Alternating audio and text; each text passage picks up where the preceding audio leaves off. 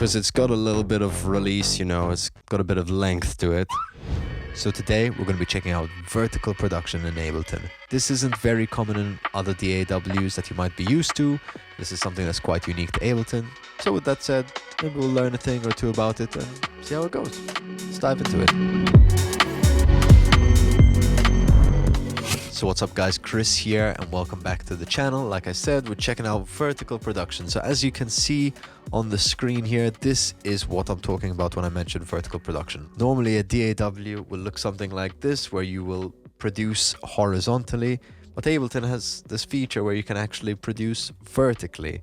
And the layout is quite different to the horizontal layout. So I thought I'd break down some of the benefits that you can use from producing this way. You know, it's not for everyone. I find myself using it from time to time, but I personally use the horizontal method mostly.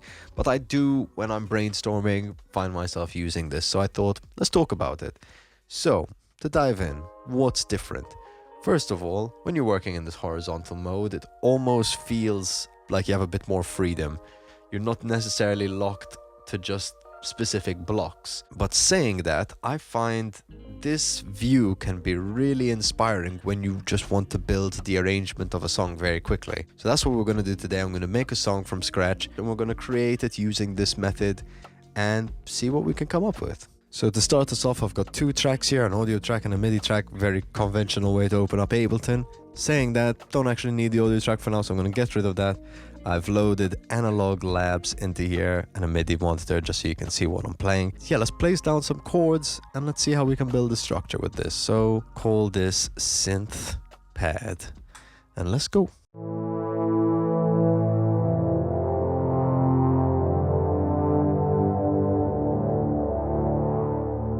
So you can see we've got our region here that is basically playing our chords.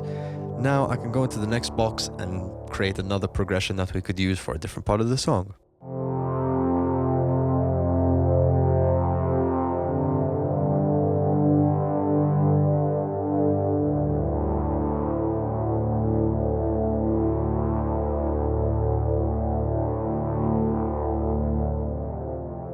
Fantastic. So we've got maybe a verse, maybe a chorus, I don't know, but we've got two sections going on. Gonna add a few more layers, slowly start to build up this track. Let's add a bass next. I think I'm gonna use Serum for this.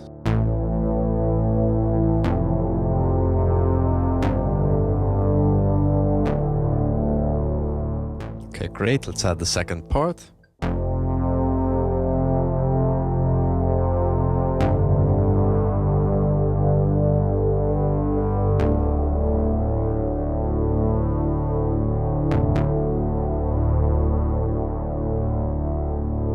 Fantastic. So we've got synth bass, synth pad, got two different sections going on. Now, this is where things get a little bit interesting. So as you can see here, we've obviously got these 4 clips that we can play, one or the other, and they quantize depending, you know, which one is playing or whatever, but it's all in sync. So how will I be able to change from this section to this section? Well, we've got these two action buttons right here where we can basically trigger a whole scene, aka a whole line, like so.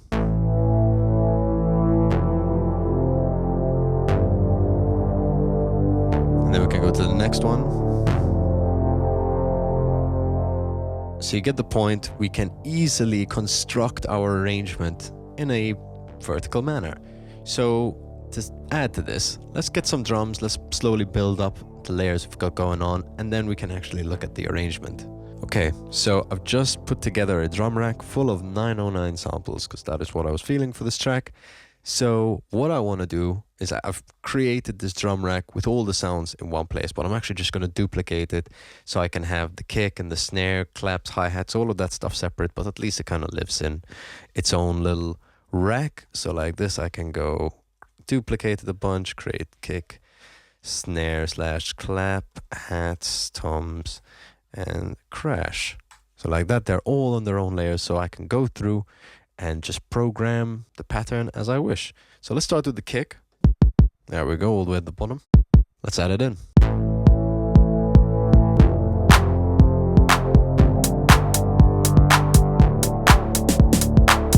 And actually for these hi-hats, I quite like the open hat, closed hat combo, but I'm going to do it in a new one just so we can actually evolve the beat slightly. So let's do that.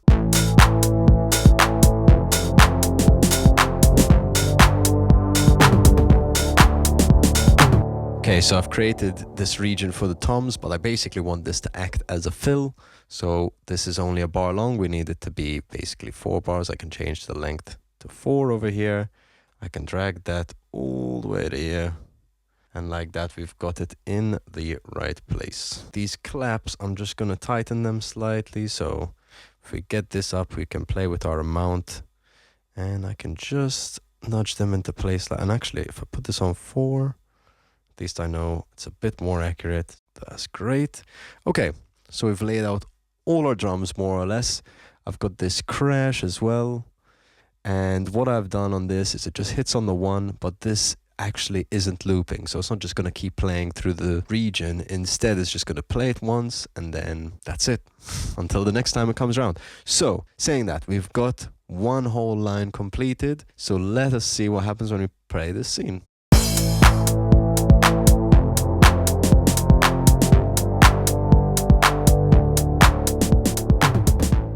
Okay, I would say we've got our first little chunk of the song together. Haven't touched any levels yet, so maybe that's probably what I'll do next, just to make sure everything is sounding a little bit more appropriate on their volumes. I'm going to change the levels, and then we're going to add some more layers now to the next section of the song. Okay, sweet. I'm just going to pan these toms slightly, just so got a little bit of space. Let's hear that. Lovely.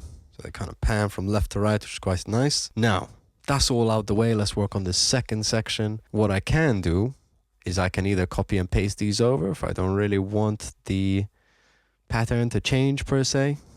You know, we can just do that. That's all fine and dandy. Or I can create a new pattern and customize it as we go. So saying that, let's trigger the second section and see what we want to keep or what we want to change.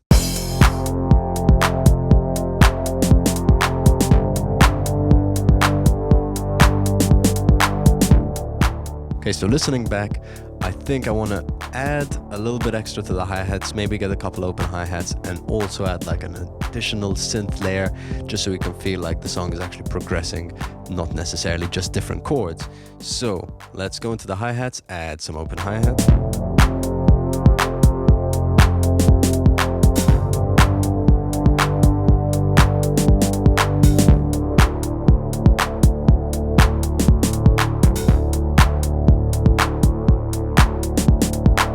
Okay, so the drums are sorted. Let's add a synthesizer, maybe more of a plucky sound.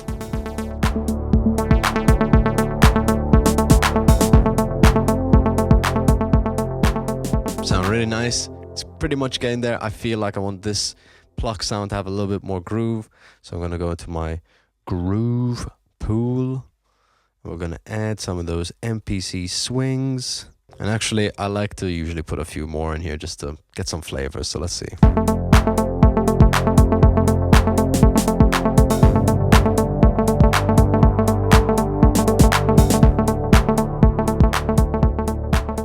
All right, sweet. So I've got that. I'll pull that down in level just so it's a little bit quieter. And now we can continue. So I can either go ahead and pull this back down, maybe get, say, those verse chords going. I do want this bass to change in the second kind of rotation. So let's see what we've got.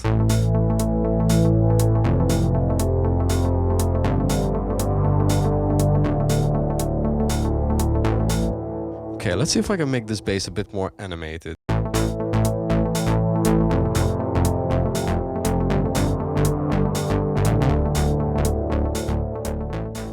Okay, I'm really actually liking the groove on the first half, so I'm just gonna keep that. I think maybe just get a simple 4 on the floor kick vibe going. Doom, doom, doom, doom. You know the vibe. Let's hear it.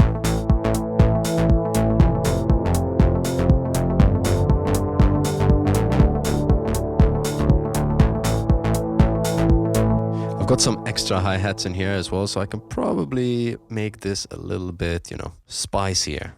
Maybe something like that. Just pull that down in volume slightly.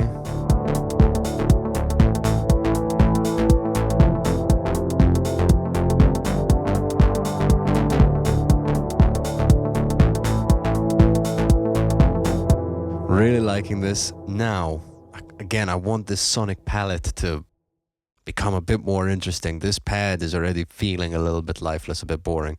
So, because I got that 4 on the floor kick, what if, say, I add kickstart to this?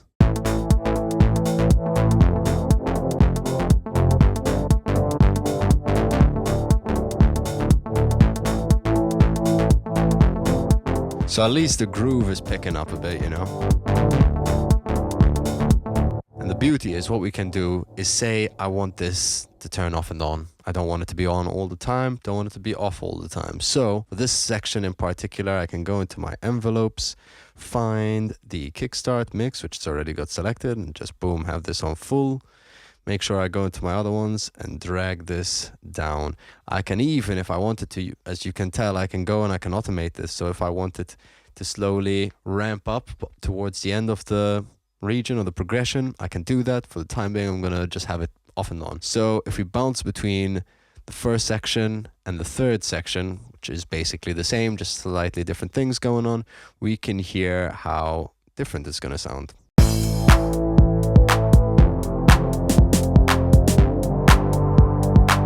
Then to the third section.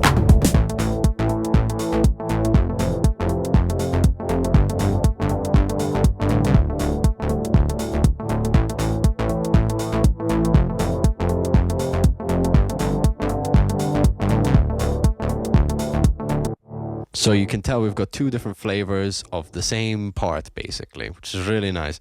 And we're slowly building our arrangement going downwards. I could get really deep into this, you know, as I'm thinking about, bear in mind I haven't I haven't thought about what song I'm going to make. We're just winging this. But what I could do is I could get this bass, because it's got a little bit of release, you know, it's got a bit of length to it. So what I could do is I can actually go into Serum and I can automate the tail. You know, I could do something like that. So it's not as full, not as long, a bit more plucky. What is really nice is that if I click on any one of these, it's going to change what's going on down here, which is very convenient. So let's say I want to bring the sustain all the way down, and I'm actually going to make sure that these are stationary so that they don't change. Go into here, let's bring that sustain all the way down. I'm going to do the same with the decay, so it's a bit tighter. So make sure these are all stationary, because that's where I like the sound to sit. And then this, I'm going to pull it back and let's see how we can get it to sound.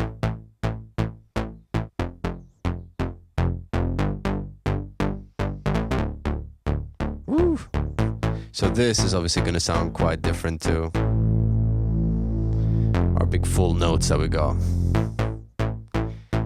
But we can automate that as we're going through this vertical motion. It's basically the same thing. If you're used to producing here, it's exactly the same. It's just structured in a different way. And this might be more, you know, convenient, or might make more sense visually to some. I quite like the idea of the vertical layout, because you can almost see what's going on. I mean, not almost, you can see what's going on. Like here we don't have the pluck, or here we don't have any snares, here we don't have any toms, and it makes it really easy to visualize. And if personally I like working quite visually, you know, I enjoy colors and stuff like this. It's not that it makes a difference to the end result, but in terms of the process, I find it a little bit more convenient. So now if I play this section, it should sound again, changing the sonic of it.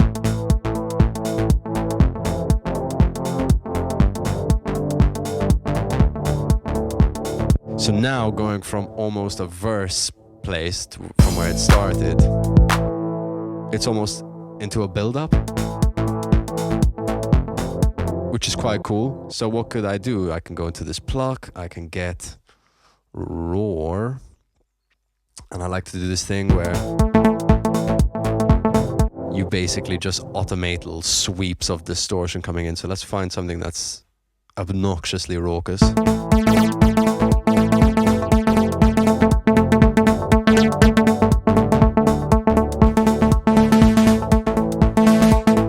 Like that sounds pretty good to me. And I like to go into the envelope. We've got boom, shape, amount. That's correct, right? Yeah, amount. And then I'll do something like this. So keep it at 1.6.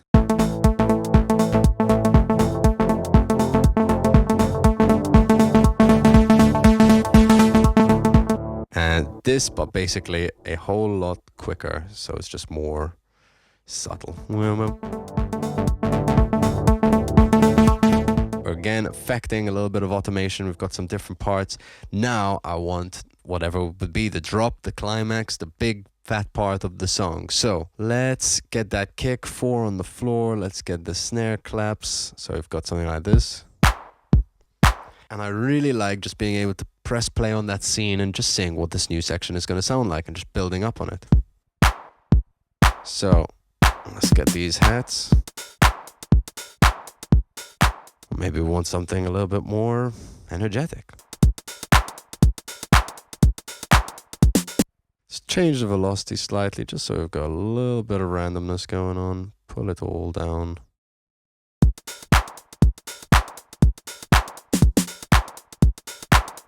Let's get that tom fill in there. And actually, let's get it in here as well because it's going to be a nice little round off. Get that crash on the one. So far, we've got this. The drop, you could say. Lovely. I'm going to add the groove to these toms as well because I think it's quite nice if they had that. Nice. Groove makes such a big difference in this kind of music, I find. So definitely utilize those groove pools because it sounds great. Now we can see how our arrangement is building out, and I can actually play through it on this keyboard because this is a Novation SL Mark III. Very Ableton compatible, so I can actually go into my in control and I can play the actual parts. I can see them all here. So if I press this button, go through it. So let's listen, see how it sounds.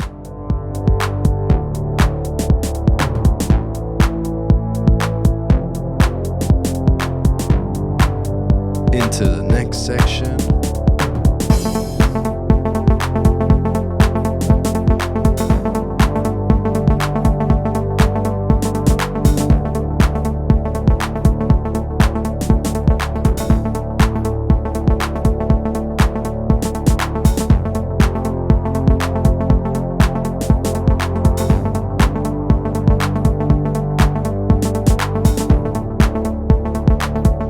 Into the third section.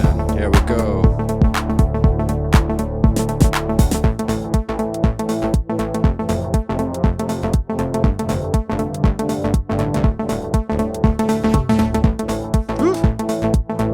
Ooh, maybe we get a clap going as well.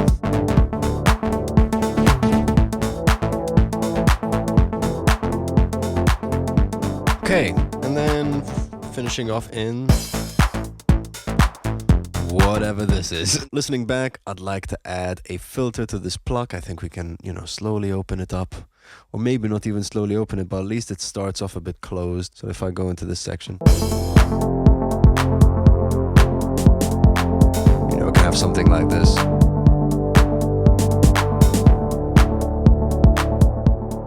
What I can do is I can automate that filter to open.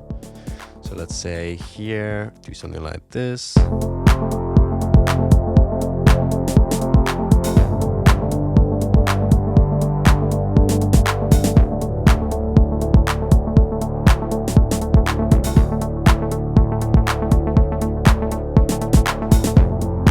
Filter opening up sounds really great. Now this is all fine and dandy, but say I want this process to feel a bit more automated. I don't want to stay clicking between every scene just so I can see, what's going on in the song. So what I can do is use a feature called follow actions, and that lives in here. You turn it on, and here you've got a couple of actions that basically happens after the region is finished playing. So I can have it stop, I can have it play again, go to the previous one, the region before, go to the next one, go to the first one in the list, the last one in the list, any other, or jump. So it gives us a couple of options of how we can actually have this arrangement play through. This ends up becoming really interesting when, say, you've got something like any, it changes every quarter beat. You might have samples or different progressions on each region. It can get really complicated, but you can basically get completely lost in the woods. So for the sake of the example, I'm just going to show you how you can have it play throughout the song. You just press play, and it goes to the end of the region, plays the next region. So we'll have everything on next. And so now you can see the play button has slightly changed and it looks a little bit, you know, animated now.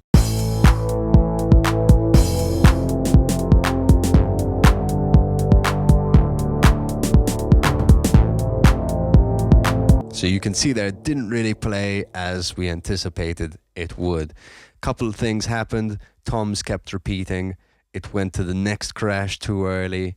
The bass was way longer than everything else, so that changed last. So what can we do to fix this? So if you go into your follow actions, you can see it's actually got specific controls to battle this. So the bass is double the length of our pad. So I go into the pad and I can change this from 1 times to 2 times. Means it plays through it twice. Simple as.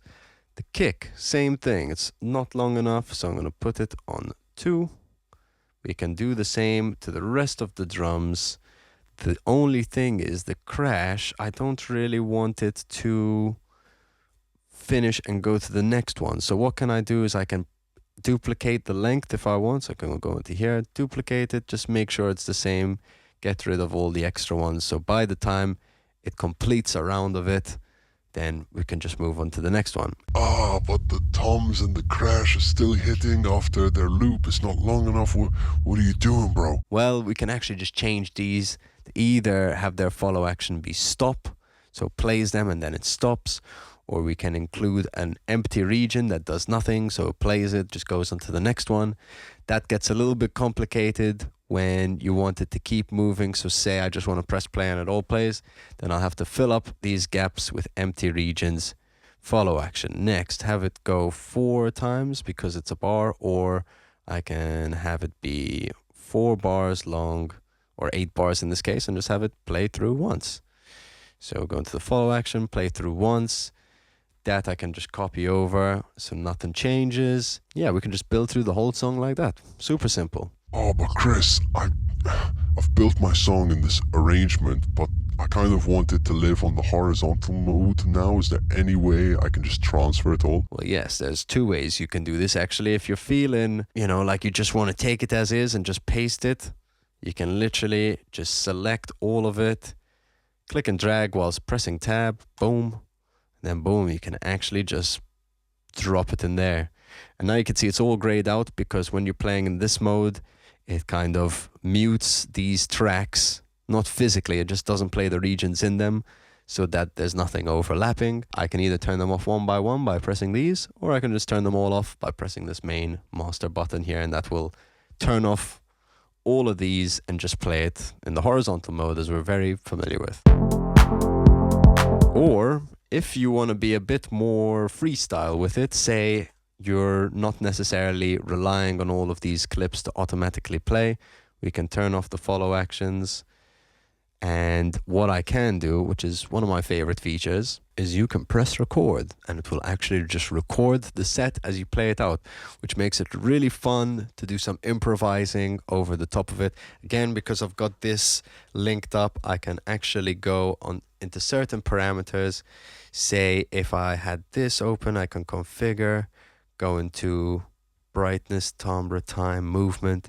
They all get added to this, which means that they all pop up here on my keyboard, so I can actually automate it live as it's playing through, and this Ableton's just going to capture all of this information as long as I've got the automation arm on.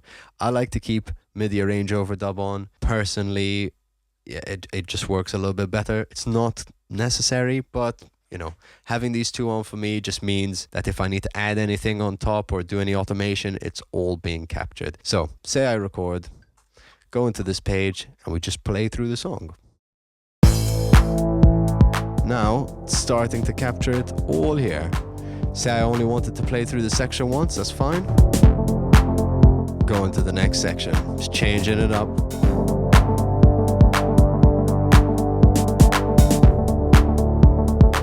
And say I want to stop the kick into the 3rd section. Let's go.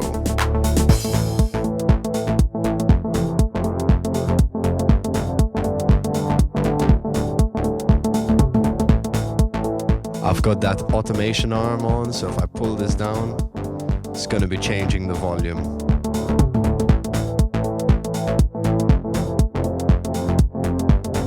again, I can stop that kick. We can go into the fourth section.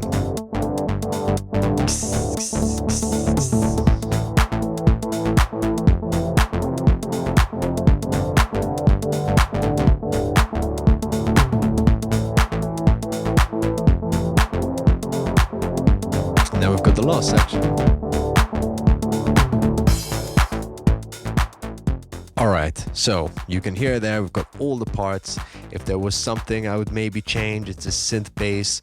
I would like that last section to be a little bit of a different bass sound. So what I could do is I could take off all of these, take off that. So now this is going to sound slightly different. I can go in, change the patch. Let's see what we've got. Woo. Something like that would be great.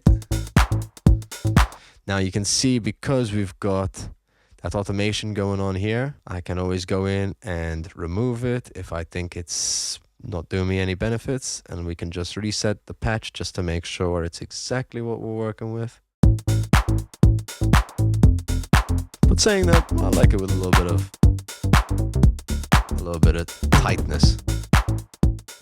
And I'm working on two screens here, so obviously I'm saying this all happening on the top screen, but for you guys that can't see it, it's built out the whole arrangement of our song, which is fantastic. You can see that all here. Turn this off, and we've got our whole arrangement. We've got some automation going on. You can see it's got these little weird bits where we can just clean it up basically, but otherwise it's captured everything, and it's great. I really like the two worlds that you live in, because for me, how I used to work in this method was that I would have a template with all of these set up. So you'd have bass, synth, drums. I wouldn't be, in this instance, I'm kind of putting everything together, assembling all the drums, and it takes a little bit long, but at least you can kind of work through the process. But if you've got a template set up, say you're more of like a house producer, whatever it is, and you've got your go-to sounds like that, you've got it all ready, and it's just build, and it actually ends up being a really quick method to construct a track. When you're working on things that are a bit more contemporary pop, or you know, something that's more band related, I probably won't be using this, because I love the freedom of seeing everything like this,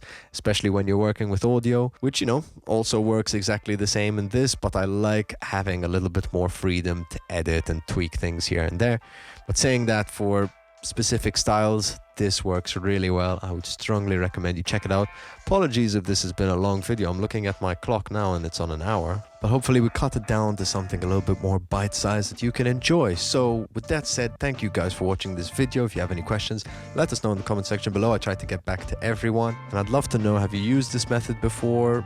Do you prefer this to the horizontal normal method? Do you stay away from it because it's just a bit gross? I'd love to know, so let me know below.